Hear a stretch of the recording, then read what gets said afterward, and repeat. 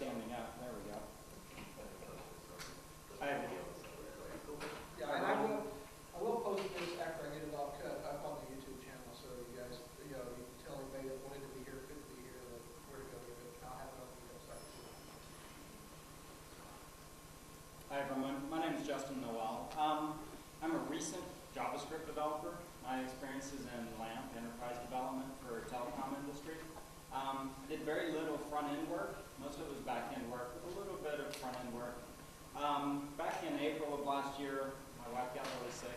And I had an idea for an app, and we just decided that I was going to have to manage our young children for most of her sickness, and we just decided to go for it. Quit my job, started managing the family, and started dabbling with an app idea I had. I had never done consumer-oriented application development ever. So I'm used to engineers that can deal with a complicated GUI and can work their way through it.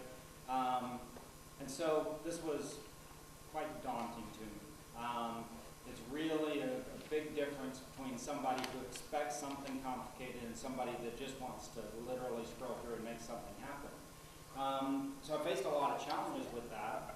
And I didn't know how to develop apps. So I started dabbling, and I looked at jQuery Mobile. And at the time, iOS 7 was just about to come out, and jQuery Mobile was looking really dated. I tried dabbling with Bootstrap and trying to get Bootstrap to look good on a cell phone, and it's pretty hard to do, or at least it was for me. I played around with some commercial UI frameworks, and again, I couldn't make them look the way I wanted to look. So I finally gave up, and I just hired a designer to create, unfortunately was a UI element framework. Sliders and all of that good stuff. But I'm not a front-end guy, so it was really hard for me to take my code and make the front end do interactive things. I'm terrible at CSS. I can't design to save my life. Stick figures with hair is about as artistic as I get. And so I really wasn't making much progress. And I literally burned all the way from April to October trying to get something that looked even semi-decent. And then I heard about the Ionic Framework that was coming out. I was already doing my app in Angular after trying a few others. And literally in just a few minutes, you could come up with a pretty good iOS UI.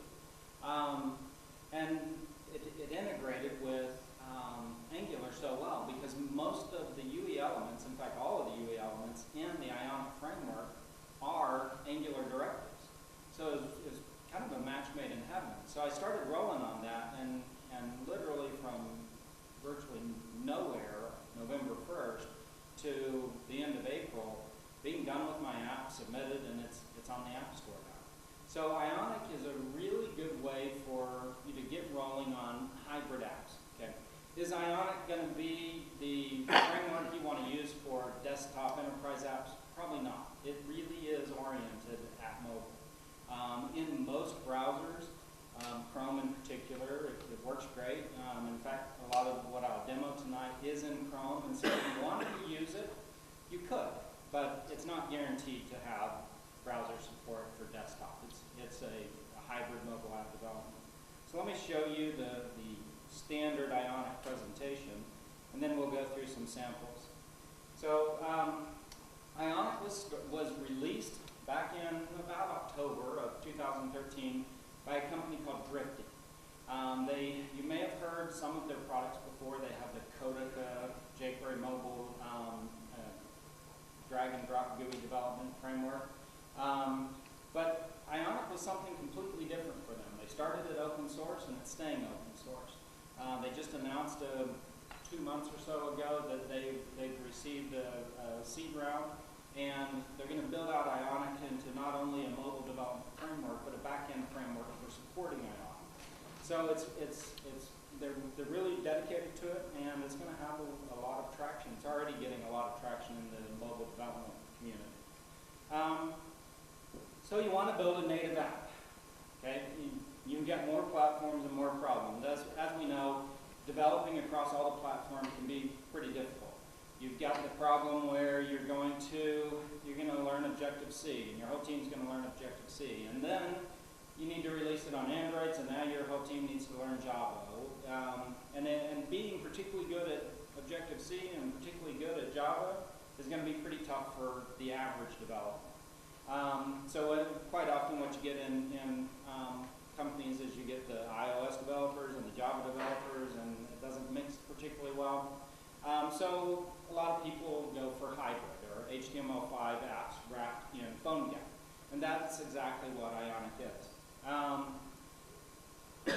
HTML5 apps can look like native apps if designed properly and with the interaction designed properly. Most consumers can't tell the difference. Almost all of the HTML5 development is done with Cordova, or more commonly referred to as PhoneGap, where it's a bridge between the native interface and HTML5 and JavaScript. When people first started talking about hybrid development, the browsers on mobile weren't particularly good. You had lots of slow reaction. It was really hard to get the same smooth interactions that you could in a native app. But things have changed drastically. Modern mobile browsers are very good. So to get there, your native HTML or your HTML5 app to native, you need an open source framework that has a strong community. You need something to bridge the gap between JavaScript development and native development. You need a framework that has the interactions that consumers have grown used to with iOS and Android. And then a little dig there on jQuery. jQuery is amazing, and it's helped so many companies develop amazing products. But it's not really very well suited for mobile anymore. And that's where Ionic comes in. It's HTML5, CSS, and JavaScript. And that JavaScript is completely Angular based. The UI components are all Angular directives. It uses Sass for CSS development. If you don't know Sass, and I don't know if anybody even here knows what Sass is, but basically Sass is a development language for CSS. Okay, you use variables in Sass. You can import files in it, and then when you run Sass, it produces CSS files that okay. So if you've got a base color, okay, if you're designing the whole app in CSS, you're going to write that base color 100 times, right? Well, with Sass, it's a variable, and you put in there what that base color is, and then when you process the Sass into CSS, it automatically puts that base variable into everywhere in the app that needs it. You decide you want a new color scheme, you change one variable, and boom, Sass makes a brand new scheme for it. But I don't do Sass. With Ionic, you don't need to know Sass. You can use the base Ionic CSS that's generated by Sass, and then you can just override anything you want to. And it's actually fairly simple to do, and it works pretty well. Ionic is really focused on performance. Right now, Ionic is predominantly an iOS framework, and with support for Android. Because of the fragmentation of Android, in particular, when you talk about Android fragmentation, it gets even worse when it comes to the browsers on Android. Android itself is fairly stable. The UI components in them are all fairly stable, but the browsers have changed so drastically over the last few years that getting a broad range of Android browser support is pretty tough to do. So Ionic is really focused on Android 4.0 and up. It actually works in 2.3 and up, but some things just aren't going to work, or some things are going to be particularly slow. But overall, in a more modern device, Ionic performs really well. Okay. Now, something that the Ionic team just announced is that we're going to start doing a lot more work with Cordova plugins. There are a lot of Cordova plugins out there right now. There are some limitations of them. There are some difficulties in using them, so the Ionic team is actually going to start producing their own Cordova plugins that will integrate better with the Ionic framework. Ionic's really nice looking. Like I said, when you pull up a stock Ionic app, demo app, it looks like an iOS app on the phone. Really nice CSS, really smooth interaction, the animation they do on iOS, it's really nice. I apologize there, Jim, you've been saying iconic, it's actually Ionic. But funnily enough, there's also another open source project called Ionicons. And it's like 400 or 500 icons for general interaction. And there's, for almost every single one of them, there's an Android version and an iOS version. So you don't have to roll out your iOS app, repackage it as an Android app and have it look like an iOS app on Android. You use the right icons and you look like you've got a stock Android interface. Okay, just a little example here, lists. Lists are a very common UE element in any application development. As you can see here, you've got list dividers, you've got list items, and you've got the indicators showing if you click it, you go somewhere else. This is literally all the code required to produce a list like that. Okay? You have in your controller, you've got some data, and you put that, you generally you'd use an ng repeat on a list item, and boom, you've got a standard mobile interface for lists.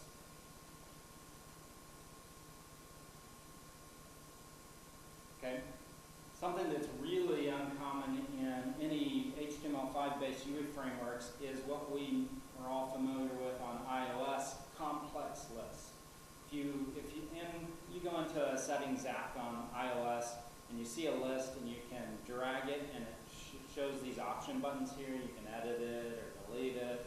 Not many UE frameworks have anything like that, and it works really nicely on Ionic. I mean, it's an almost exact clone of iOS. And then again, it's really easy to do. You have again, all of Ionic's elements are Angular directives. They're all prefixed as ion. So you just say ion list, ion item, ng repeat, and you tell it how many items you've got in your, you just put in your controller all your data and it repeats through them. And then you tell it what your option buttons are, and it will create all of that for you.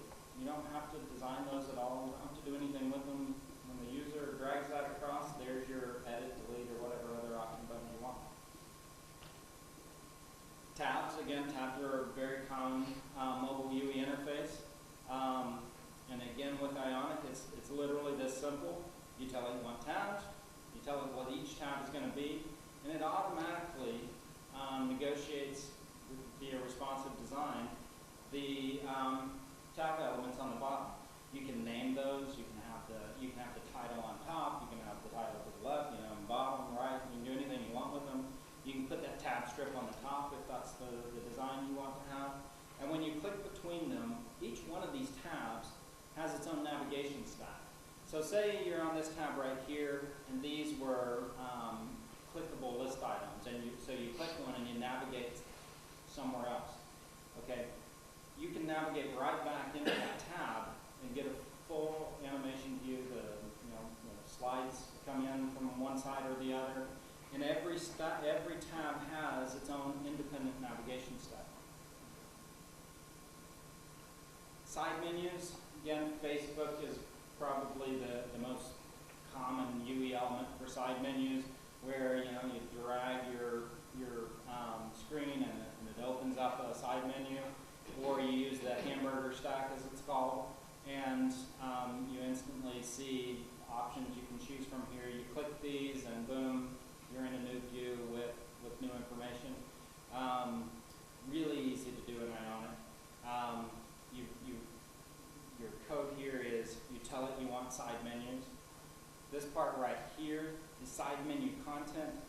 I'm not a really big fan of the name of that directive, ion side menu content. That tells me this, but that's not what it is. This is the actual main view pane. And then the actual side menu, side left, is the individual list of items in your side menu. I think it's a little confusing, but oh well. It works really well. The slide box. Quite often you get a brand new app, and you come up and there's the little pager icons on the bottom there, and you just flip through as you kind of get the introduction to the app. You know, do this, do this, do this, and then when you're done, boom, you're using the app, and that little intro just goes away. That slide box, again, it's really simple to do. That's the code to show a slide box. Now, of course, the content in it, you're going to have to put in whatever HTML you want in there. But as far as creating the effect of a slide box, that's it. Okay, action sheets. You see this on iOS. I don't do Android. Actually, I'm kind of embarrassed. I've never held an Android phone in my hand, ever. I mean, that's really embarrassing, but I just never have. So on iOS, at least, is really common user interface. You need to do something, you click on something, a list comes up and gives you some options. Delete it, send it to your friends, whatever. So really common interaction. This right here is not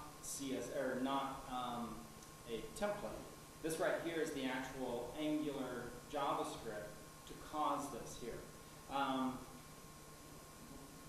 You put in here the title of the action sheet, what the button should be, destructive text button, what should it say, and then depending on what button you press, what effect do you have in the controller on your model. Pull to refresh. Again, the rubber band thing. Let's see, there we go. That's built in. It's really nice having that in there. So many users are used to it. In my app in particular, my boys, they literally stand there for minutes pulling it down.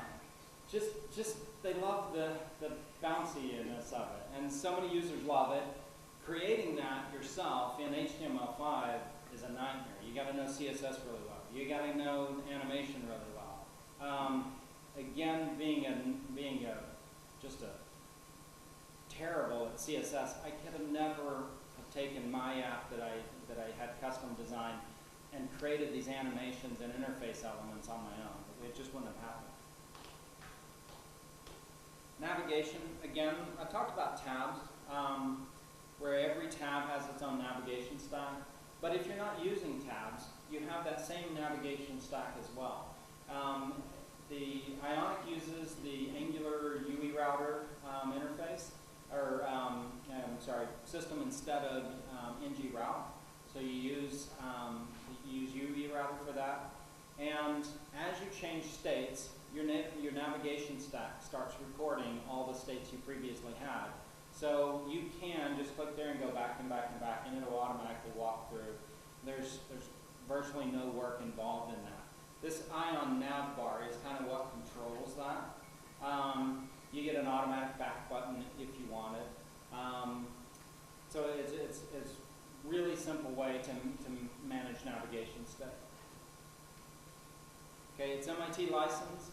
I mean, literally from the get-go, the first bit of code was MIT licensed. There's no commercial restrictions for using it. You don't need attribution.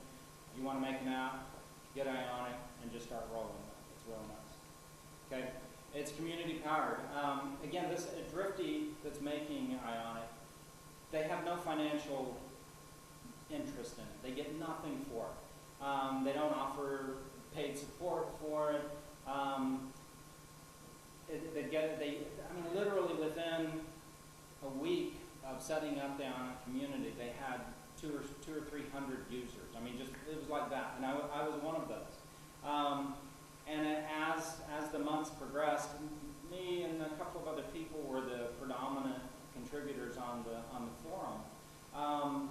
And in the end, Ionic hired me part-time, Drifty hired me part-time to help manage the forum and just make sure somebody was always there to answer a question. And again, this is a company that hasn't made a dime from this, and now they have 2 people on the forum team. That's all we do. And they're paying for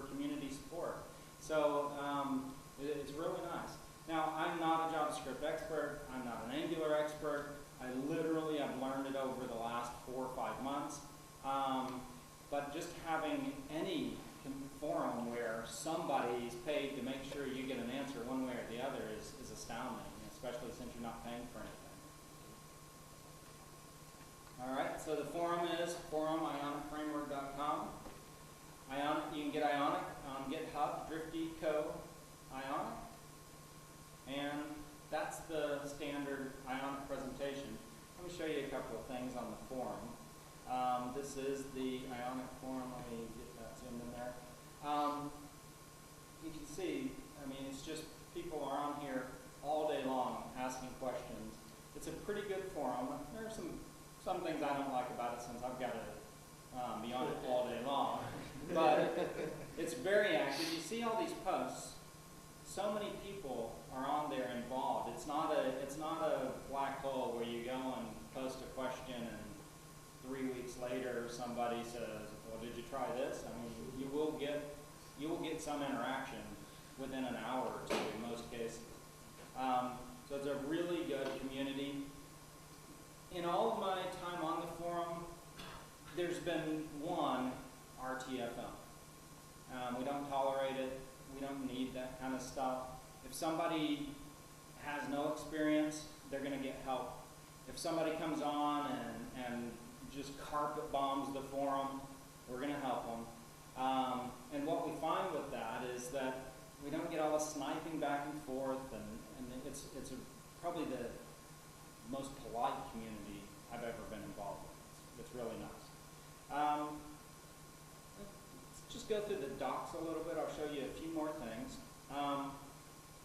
If you start off on the Ionic website, just this standard website, wow, you can build great stuff, okay? You go to getting started, and we'll walk through that in just a second. Here's how you literally start with nothing and build yourself an Ionic app, okay?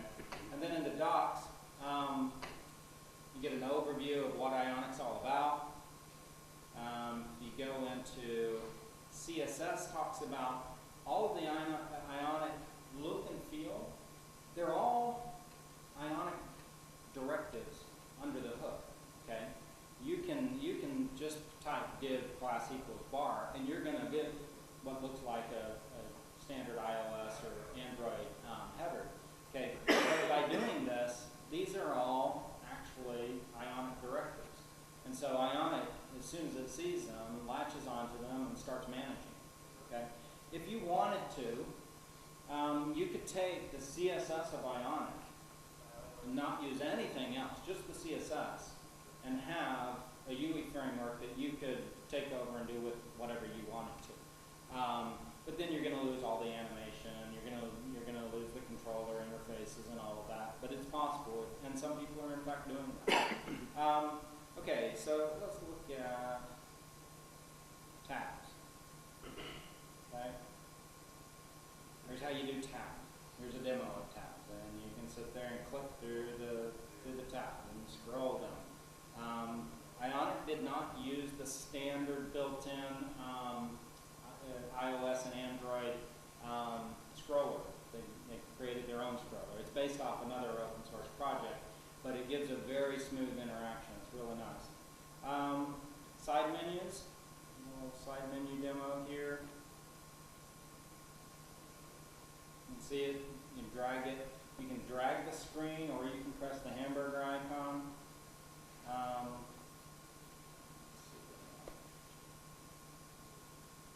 Okay, navigation in Ionic, you click here, you get the animation of one state changing to another, just like that. You've got your back button. You can decide if you want a back button on any view or not. Lists, again, standard lists. Looks like our demo died. Yes, it did. Our demo died on that. Forms. I don't know if there's a demo on that, but I'll show you something in a minute. Here's that slide box I was talking about, where you can just drag, see different views. You can put navigation in there if you want to.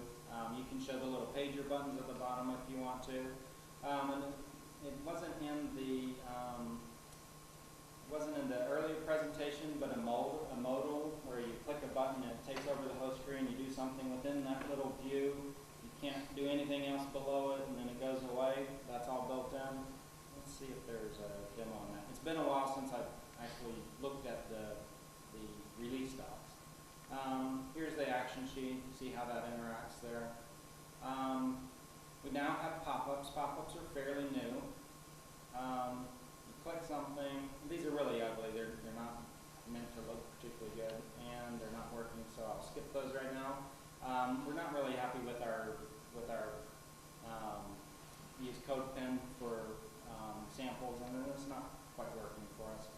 A little the loading indicator. You do something that requires an asynchronous call. You get the little loading indicator. You can change that to whatever text or icons, whatever you want.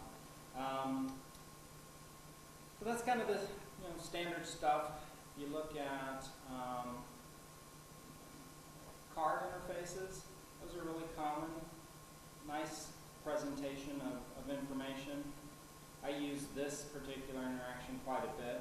What I do with cards is when you're onboarding somebody, say you've got a long form. That's about the worst thing to do on a mobile phone is to scroll through, fill out a form, scroll through, fill out. It's kind of a nightmare. So what I use cards for is I break up my form into little chunks, and I walk the user. They literally just see one of the little chunks at a time, and when they filled out the whole thing, I show them something like this, where they can see the information they entered. So if they clicked there, they would enter their address. Well, when they're done with the whole form, it shows all of their details, and so they can review it right there on that screen, and then press submit. It works really nice. More form information here. You can have different types of form design for labels. About everything you can imagine there. Here's all the toggles. I don't think these, they do work. Okay. So you see that's just like the standard iOS toggle. And checkboxes as well. They all work really well. There's ranges. The ranges aren't as complicated as some people would like them. A lot of people want a double slider on their ranger, so you can choose, a starting and an ending. We don't have that. And these are just standard HTML5 rangers decorated to look like an iOS interface. Select. This is actually something brand new to me. I've never seen that. I generally just lean on the native select element that iOS and Android provide. I learned something new today. This probably wasn't here a few weeks ago. Again, tabs, you've seen that. And then if you're doing something where, with Bootstrap, everybody loves Bootstrap. It's a responsive grid system, and you can tell columns and all of that. Ionic has basically the same thing. You tell it you want 4 columns, and it will perfectly evenly space 4 columns throughout your interface.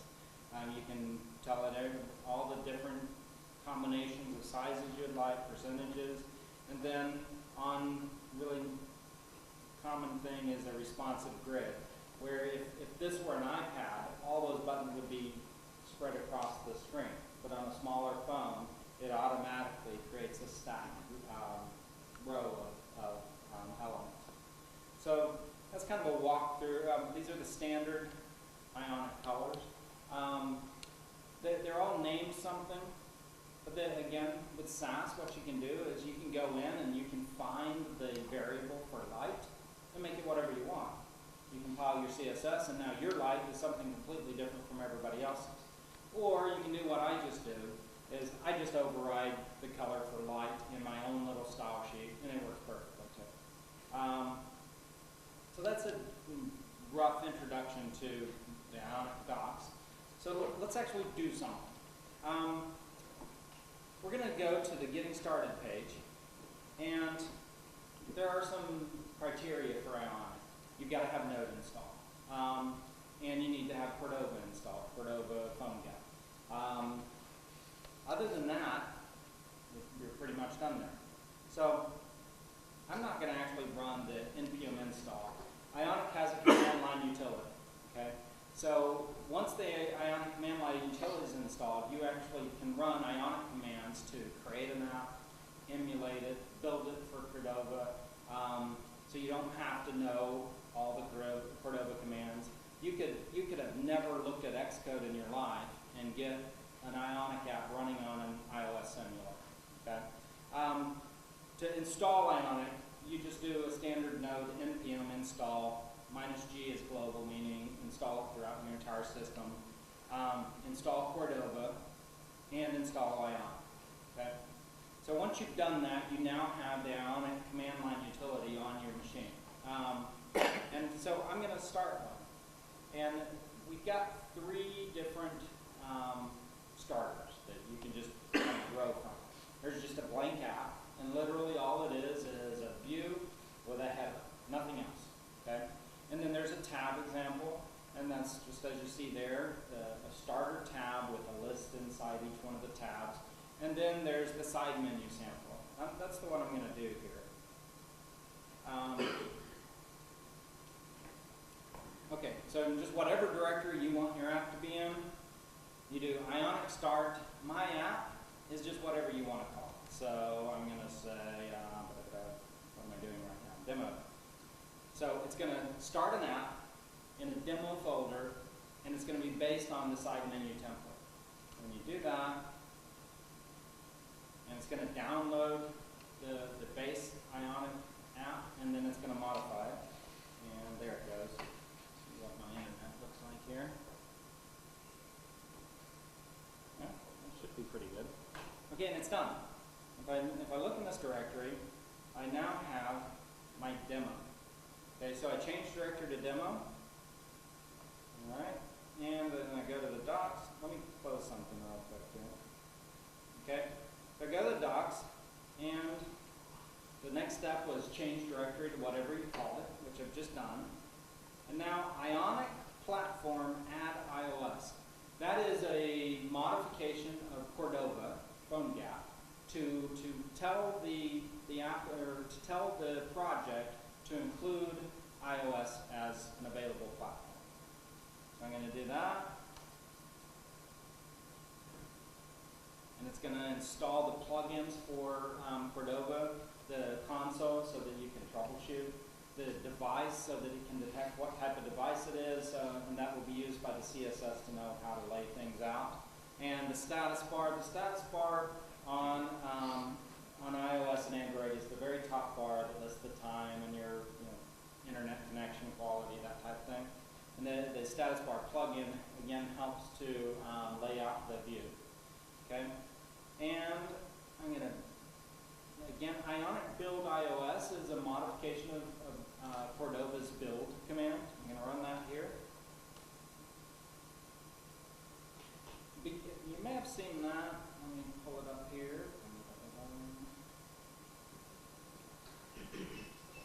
There we go. All right. So I said Ionic build iOS is going to run the build task, and it's building platform iOS.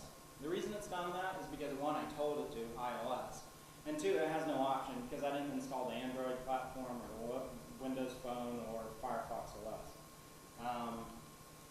And now the last thing to do to get an Ionic app running on your simulator is Ionic emulate iOS.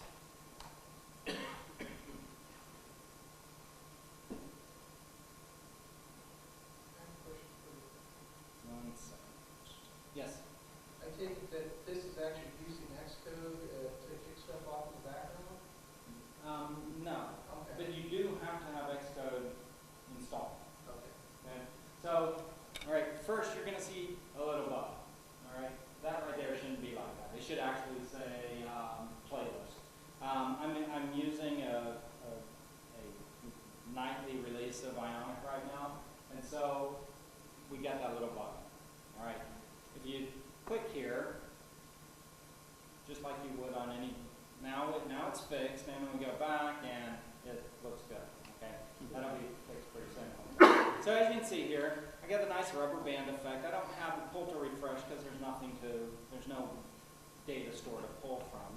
But standard looking iOS interaction, I can click on any one of these and you can see I get the nice transition. My view does that just like most apps do right now. The nice thing here is I can either pull right here, and there's my menu, or I can click on the little toggle and there's my menu.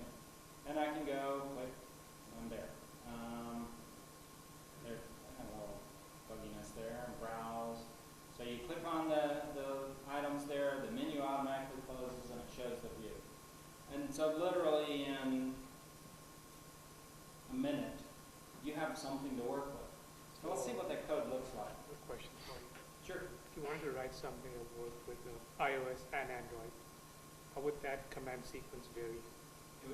If you wanted to do both? Yeah, Okay. at the same time. All right. All you got to do there is, let me pull that up for you here. When I did Ionic Platform add iOS, you would have also done Ionic Platform add Android. Okay. And then you got to take different paths here. You can't emulate both at the same time from the command line. So you're going to do your work in iOS first, and then you come over and instead of Ionic build iOS, you do Ionic build Android, and then Ionic emulate Android. And again, same thing with iOS. With iOS, you have to have Xcode installed, so you have an emulator, etc. And with Android, you have to have an Android SDK installed. So those are prerequisites for that. And Ionic doesn't install Android or iOS development kits for you. You got to do that yourself. So let's look at what code it generated. Let me pull that up here.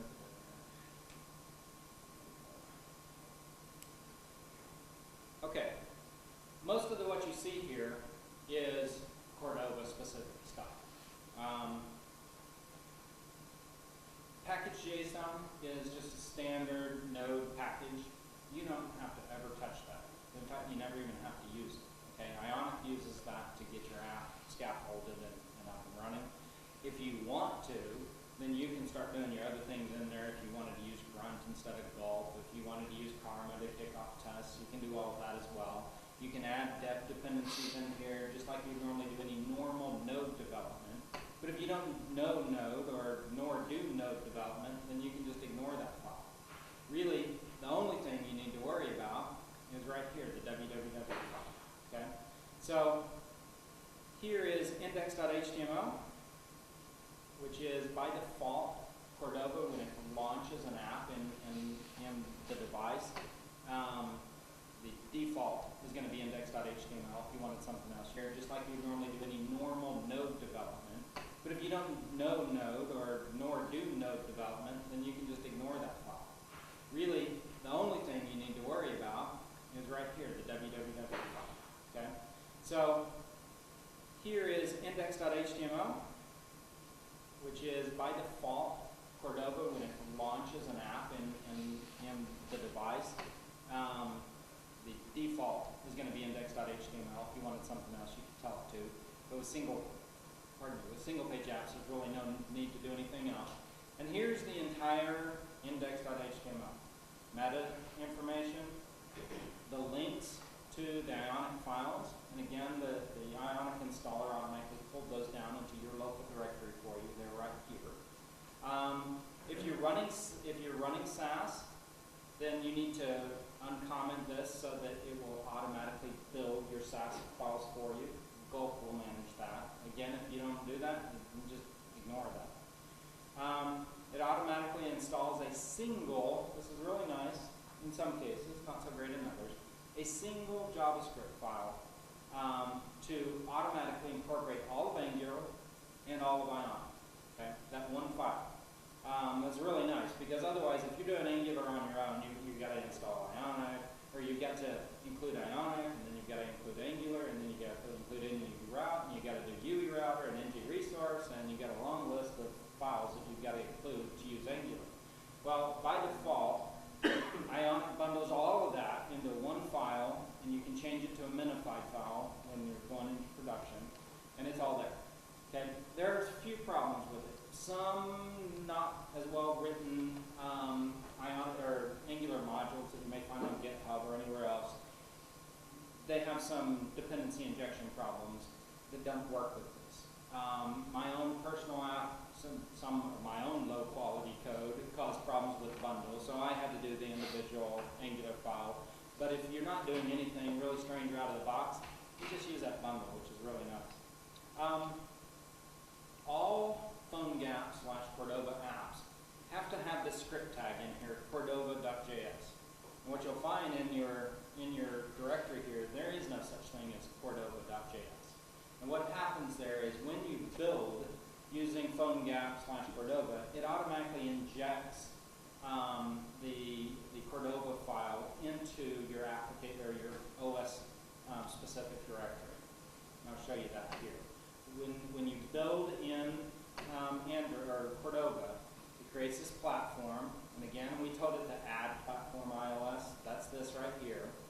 And then it creates a copy of your www directory. So everything in this directory gets automatically imported into the platform-specific www directory.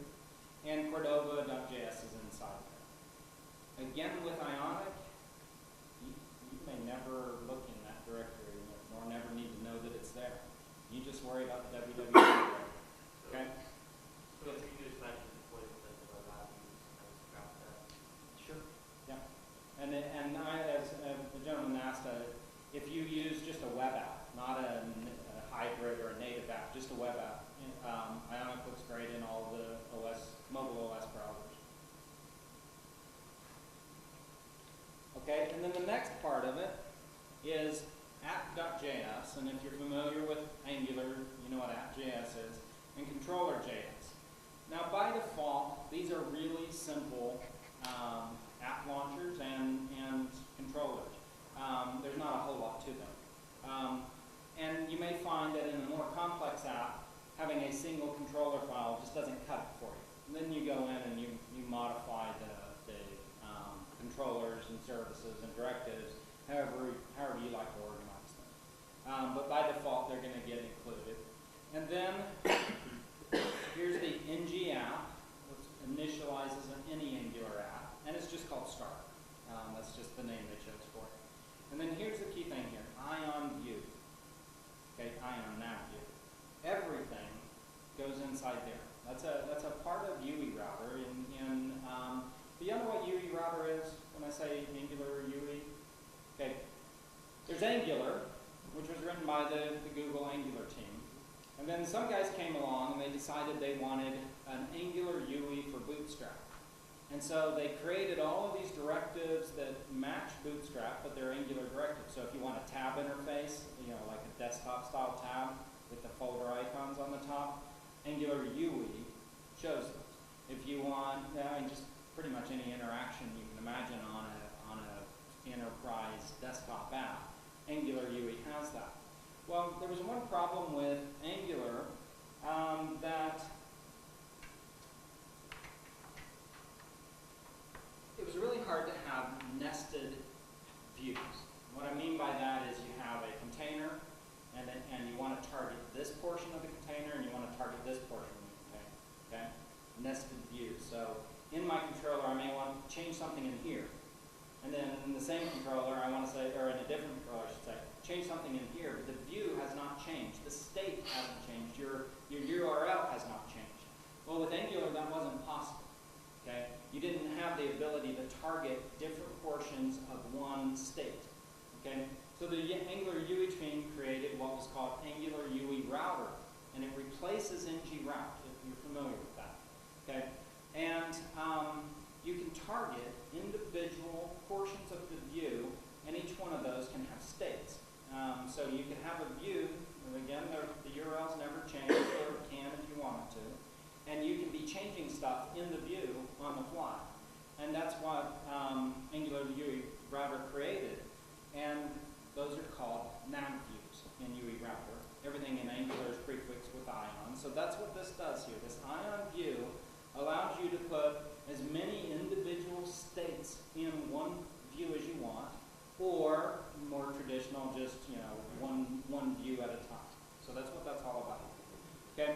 So let's look at our app.js real quick. This is what's going to initialize the Angular app. And here it is. Okay? Angular module starter. This is the name of the Angular app. It's going to dependency inject Ionic and starter controllers. If you look at our HTML, there's our controllers that are going to be injected in here. Okay? The run function is just basically Cordova has a device ready ready event. When on a phone gap app, when the app runs and it's now got access to all the native APIs, a thing called device ready fires. The device is ready, and now you accessing the camera or the file system. Well, this just sits there and waits for that Cordova event to happen, and then Ionic takes over and starts using the device information, width, heights, etc., platform, versions, to know how to design the view. So that just, boom, it happens by default. Okay, and then you get into the config where you're defining the routes. Again, Ionic does not use ng route, it yanked it out, and it put UE router in there, and you have states instead of views, or routes I should say, and you define your routes like this. Okay, so our main view is going to be app. Okay, then we're going to have a sub-state called search, another one called browse, and then we're telling it where are the templates for this stuff. Okay, and playlists, and again, where are the templates, what's the controller for this particular view, and then at the end it tells it, unless directed otherwise, show this view, app/playlist. And that right here is this.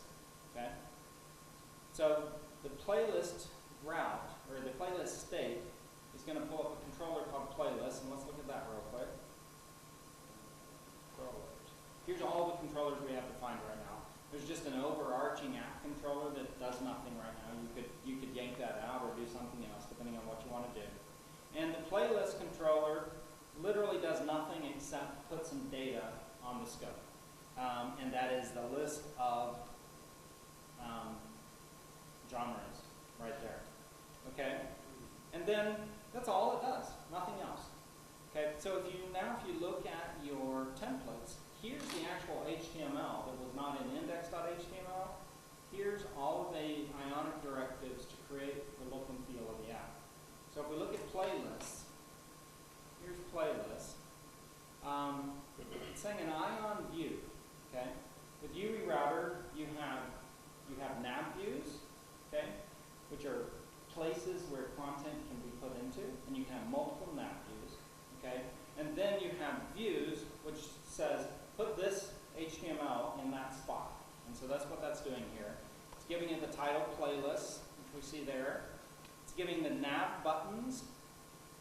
You can make those anything you want, but it's going to be a class of button icon, and the name of it is called Ion Navicon, which is the famous hamburger button. Okay, and then here's the content. Okay, that was all just defining the header portion of it. The content, the scrollable content, is defined right here.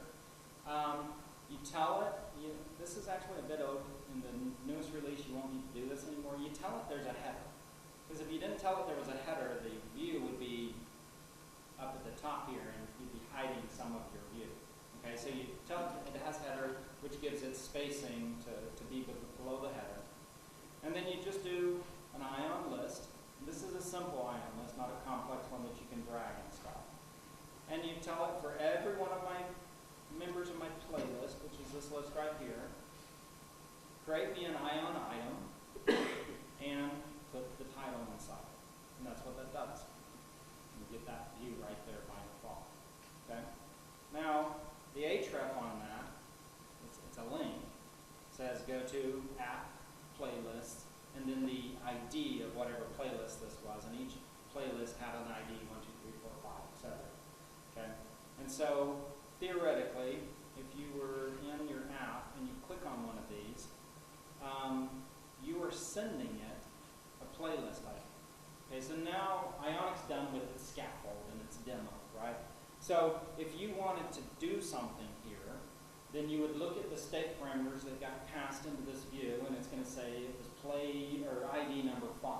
And then you could call an AJAX call to a server saying, hey, give me all the albums in the reggae genre, and boom, you could put that data on your stuff and do whatever you want with it. So that's a standard, simple Ionic app that you literally can create that, and as you saw, I mean, it's running in minutes. I'm going to cheat a little bit here. I don't actually like the Ion emulate iOS. So what I do is on my demo, I go into my platform, iOS. actual Xcode project. Okay? I'm going to pull that up here. Give me a second.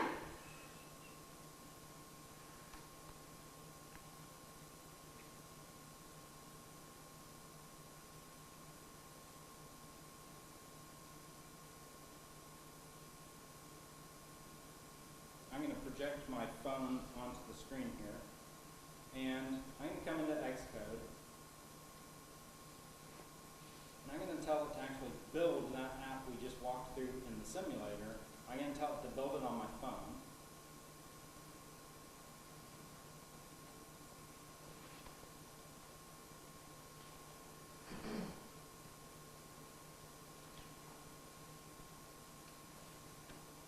That's the default phone gap splash screen. When you're developing an app, you replace that with whatever graphic you've got. Okay, and again we've got the truncated title. Okay, but there's the app running on an actual device. I can click one of these, boom, get playlist, and go back, get the nice interaction. I can drag it over to show my menu. If I don't like dragging menus, I can click the little hamburger, go to my playlist, go browse, back to playlist, and it works. I mean, that's awesome. I don't think there's one common bug with Ionic, and we're really trying to work it out, is that sometimes the header on iOS, because of the new iOS 7, this can all change colors at the same time. It automatically incorporates your theme and changes the status bar color on the fly. That has caused a lot of headaches throughout the hybrid app development world, and Ionic's no exception to it. I think it's almost cured, but sometimes, for whatever reason, some people have that problem. There's a whole lot of little things you can do to try to fix it, but as far as I know, that is the most common problem I've ever seen. If you walk through those Ionic install, etc., and all of those 4 steps, you'll have an app on your phone in a few minutes. The app stores are littered with brochure apps where somebody with a roofing company wanted an app for whatever reason. If you don't have very big plans in life, you could literally make $1 million just selling roofing website apps to the end of your days in a few minutes every day, making 20 a day with Ionic. Okay, if you want to do something a little more grandiose, you got to do a lot more work. But just getting started is really easy to do. Okay, so I've set up another sample. I'm not going to live code it. It's not going to happen. So I'm just going to display it here. I'm just going to kill the simulator. I'm going to stop this project here. And it's not very complex, but it's literally the steps we went there to have that side menu app that I just showed. It's exactly that, and then modify. So let me pull that up here. Okay. If you go to the DFW Airport website and you search for your flight, you're using this company. You don't know it. DFW doesn't have its own flight data. Okay? It uses this company called Flight Stats. And so if you want to recreate the DFW Airport website, you come on here, you get a developer account, ta-da, you know every flight coming and going out of DFW, or any other airport for that matter. So you apply, you get an app key, and this is a commercial service. After 30 days, you got to pay for it. So I just quickly threw together this today, actually. Probably quite a few bugs. I didn't do any unit testing, and just threw it out there. But here's that app, modified. Again, standard www directory. If you look at my index file, I didn't change anything really except one. I changed the bundled Ionic to use the nightly from the CDN. Okay, so this is literally, I mean, when we say nightly, we mean like they just committed code 30 minutes ago. So my demo may break in just a minute, but we'll see.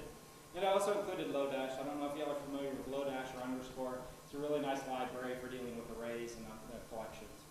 Much better than the average developer can do themselves, certainly me. Okay, I've also added in a services.js file.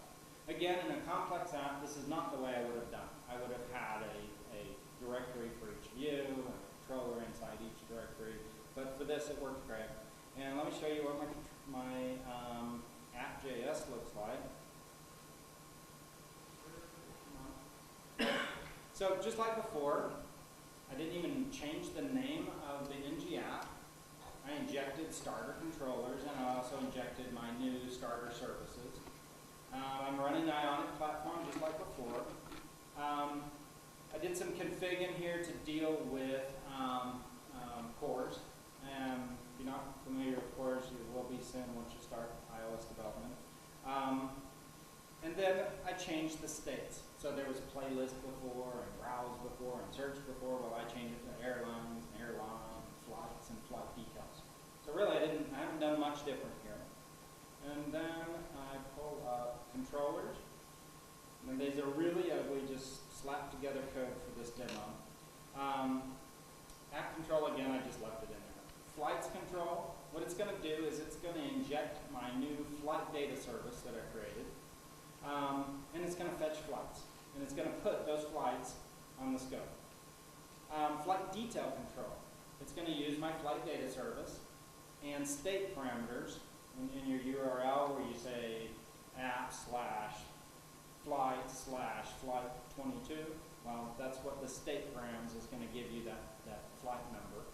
And then I'm just telling it on the scope, put my data object with a property called flight details and go get the details for this flight ID. Airlines control, basically the same thing, flight data service. This one's a little more complex, I'll explain that in a minute. But it's essentially going to do the same thing. It's going to say, hey, go get me a bunch of airlines, every airline in the world, in fact. Okay? And then my airline control is just a simple view that will show some details about that airline. And then in my templates here, here's what my airline file looks like. It's a view, title airline, welcome to the name of the airline, and then I'm showing JSON of everything about that airline because I didn't feel like adding anything neat looking. My list of airlines is, again, some nav buttons for the navigation menu, a header bar, and this header bar is not the main nav bar, it's a subheader, and it's a search field. And I'll show you that use in a minute. And then here's my content. Make me a list of every airline and all the airlines in the world. Okay? And then, something really neat here. It doesn't work perfectly. It works pretty well, though. Ion infinite scroll. Okay? On a mobile device, you don't want to show every airline in the world all at one time. It's going to slow down. Even in a lot of web apps, you get over X thousand number of rows and your web app's crawling on a desktop. Okay? So this Ion infinite scroll is going to kind of take care of that for me. Okay? So let's look at that.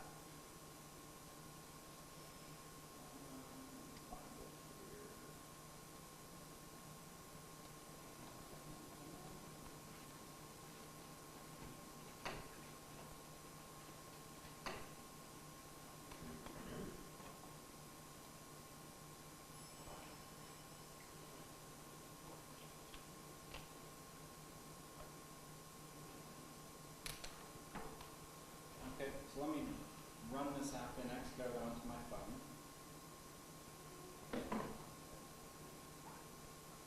Sorry, guys. Okay.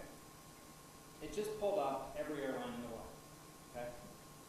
And if I scroll through here, first off, let me tell you this subheader here, there's a bug in that. Okay, as you can see, look at the scroller. See how the scroller is up in that subheader? It shouldn't be. Okay?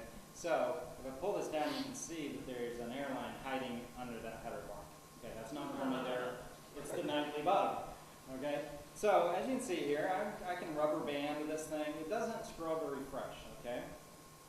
So I can't pull new data down that way. But look how big the scroll bar is. See how big it is? All right? I don't want all 1,738 airlines in my app at once, so I'm going to scroll through. And now watch the scroll bar. It got a lot smaller. That was the infinite scroll. Ionic detected that I had scrolled to within, I think I made it 10% of the bottom of my list, and it automatically went out and grabbed some more. Okay? Now, because of the way the API works, the very first time I asked for all the airlines in the world, I got all the airlines in the world. And I put it in my service, and now instead of asking the API every time, give me all the airlines in the world, all it's doing is saying, give me the next 50. Okay? So I can scroll through there, and boom, I got 50 more. So I didn't have to bog down my phone with all of those. Okay? Now, I've got a bug because, again, it was just kind of hashed together code. So I'm going to quickly go somewhere else and then come back to it to clear my bug. Okay? Now, in my search field, in most Angular app examples you see, what happens is you start typing in the search field, and whatever data is in your scope, it starts filtering through that, right? Okay, and I'm going to do that in another view in a minute. But in this one, I don't have every airline in my scope. So if I start filtering, it's going to filter down to nothing, because if I want New Zealand Airlines, it's not in my list yet. So I didn't do that with this one. What this is going to do, it's actually going to, again, not the API, the cached list of airlines. It's going to go say, give me the first 50 that include these letters. So I'll start typing N, E, W, and boom, I've got, well, there's no New Zealand Airlines. Okay? So that's what that little search field's doing. Okay? And okay, I didn't want new airlines, so I click cancel, and boom, I'm back to my raw list. So as you can see, literally just a tiny bit of CSS or HTML. I have a subheader that the list scrolls under nicely. I've got a header, I've got navigation, very little work. Okay, now you're about to see another bug, and again, it's because of that subheader. I open the menu, and you can see there that that's kind of chopped off. Again, it's just my